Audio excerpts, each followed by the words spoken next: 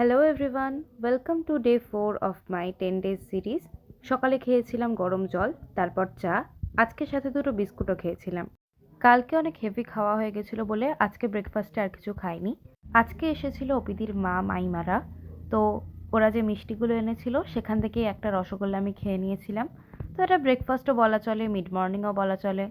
তারপর চলে গেছিলাম লাঞ্চ করতে।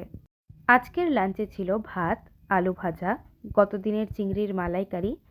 এরপর বুনু আর বড়মা মিলে দিয়ে গেল শিঙি মাছের ঝোল আর এঁচোড় চিংড়ি। আমি এক পিস শিঙি মাছ খেয়ে নিয়েছিলাম, শিঙি মাছটা আমার বেশ ভালোই লাগে। তারপর খেয়ে নিয়েছিলাম চাটনি আর একটু সন্দেশ। তারপর ঠাকুরের প্রসাদ থেকে নেওয়া একটা ফল খেয়ে নিয়েছিলাম।